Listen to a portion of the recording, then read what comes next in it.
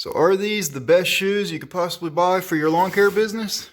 Let's find out. What's up guys, welcome to John's Daily Hustle. So today I'm going to do a review of the Kujo Yard shoes. We're going to go over the pros and cons of these shoes, and then I'm going to tell you about whether they're really worth the money or not.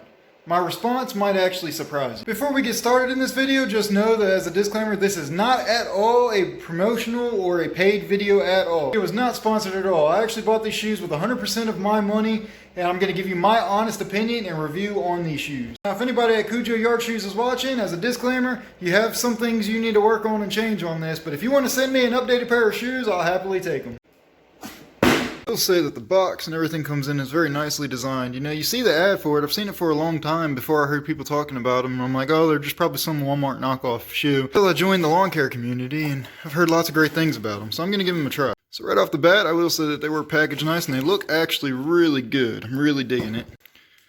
And of course you got your shoes, and it actually does come with extra shoelace, and of course your Kujo sticker. But you guys may know by now, I do have a wall of fame where I put people's stickers on for other channels. I'm going to try and come up with something for other companies and brands that I use. You know, we might like make a wall or something right here with all just company brands that I use. I know I've got like my Yamaha banner, and here's a sticker. I know I've got a Surecan sticker somewhere too, and stuff like that. I will say in terms of a lawn care shoe, they actually look really good. Now, for those of you that know nothing about this shoe, so it's a shoe specifically designed for us lawn care and landscapers. They're built to where you don't get all the dew if you're out walking and weed eating and trimming and stuff. You don't get all the dew right here. I don't know if you guys know, but I wear my regular shoes there. You guys probably know the same thing, but when I'm wearing my regular shoes in tall grass, all this gets wet and it gets down in there and gets my socks wet. It's just a really bad day. As well as you guys seen, these actually have really good tread on them, so there should be no slipping and falling. I feel like I'll grip just about anything, and that tread is definitely aggressive on the bottom of them. As well as they're cushioned in there, and it's pretty comfortable, so it should be nice and easy to walk on. Especially, you guys know I did a lot of walking last year before I got this mower, and when I was running my walk behind before I got the sulky on it. I think I walked like 22 miles in one day when I mowed my apartment complex. So these should definitely be a big upgrade from my just regular tennis shoes. So let's put them on and try them out with our first impressions. I will say right now, right off the bat, they are very comfortable, and I do feel where they actually have protection up over to your heel here. You can see where, if in case you're going to fall, it's supposed to help protect your heel from rolling, or from rolling your ankle, I mean. And you can really feel that. I will say these are actually very comfortable. The other thing I actually like about it is the color of the shoelaces. I know that might not mean much, but it's green. We're, you know, in a green industry. But I'm always wearing these highlighter shirts anyways, so it kind of matches and kind of looks good, kind of goes with just about any uniform you could possibly have. And of course they do have like this grayish color, tannish color lace as well, in case you didn't like the green. If you're one of those guys that wears like the khaki pants and stuff like that while you're out as part of your uniform, it'll fit just about any of your uniform needs. As you guys know, I'm a big advocate of looking good while you're out in the work field or while you're out working. One thing I don't like too much right now, I can feel just walking around my garage, is this extra padding right here. Like I said, it's supposed to help you from, you know, protecting from rolling your ankle so much, and it's supposed to just give you a little extra cushion there, but right now it seems to be rubbing on my ankle here, and I don't exactly like that, but we'll see how it feels at the end of the day after I've maybe broke them in. Okay, so I've worn them for a couple of days now. And the first day that I was wearing them, actually there was a lot of walking involved. I was actually breaking them in, wearing them, giving out flyers and door hangers for my business. There was a lot of walking involved, so I would like to think I broke them in, but I did give them a few extra days. Now, here's what I think about it. So starting right off, I have a complaint. Right back here on the heel, it seems to rub very hard, and it actually made a little sore spot on the back of my heel. It didn't do it for both shoes, it only did it for one. But I tried retying my shoes, tying it looser, tying it tighter.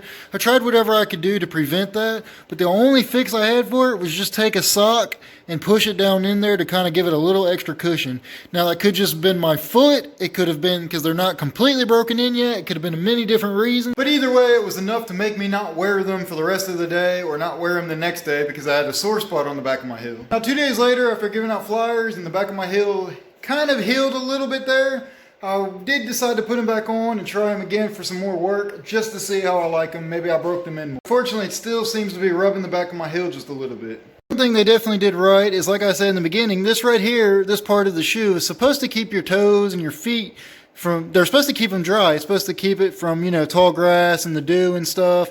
Well, that actually does work, and that works very well, and there's still enough breathing room in the shoe to where your feet don't get all real hot and sweaty.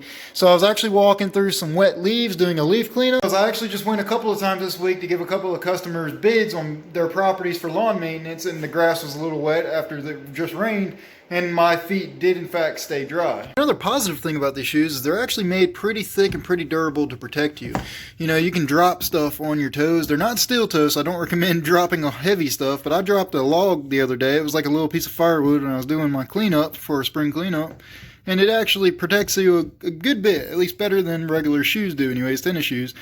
And it's pretty thick right here, so if you need to, you know, if you're kicking stuff or anything like that, it is armored, or I should say reinforced, as you guys can see right there, and it really seems to help with stuff like that. Okay, so another huge complaint I have is the price. I mean, really, I paid $90 for this pair of shoes, and that was their sale price. I believe this shoe cost $120 when it's not on sale originally. And while it might be a nice shoe for the few things that I touched, I don't think it's worth $120. So as of right now, do I think they're worth it? Honestly, I'd say if you are just running regular tennis shoes, they are better than regular tennis shoes, especially with the part where, you know, you're walking through the high grass and the dew and stuff. You keep your feet from getting wet.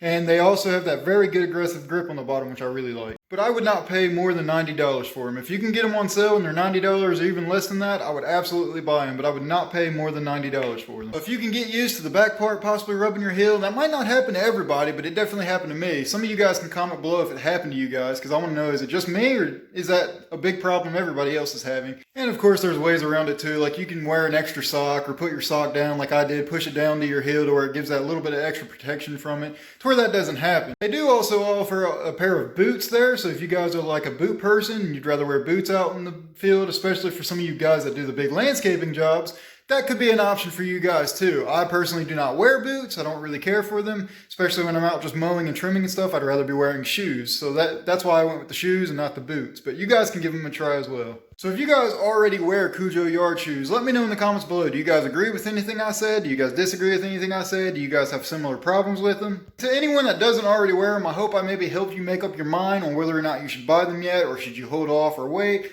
I really hope I helped you out. Kujo Yard shoes, if you guys just so happen to be watching this, I am on Instagram. You guys can get with me there or email me. I would happily try out an updated pair of shoes if you guys come out with one, and then I'll readjust what I said. I hope you guys enjoyed this video. If you did, give it a big thumbs up, and as always guys, thanks for watching.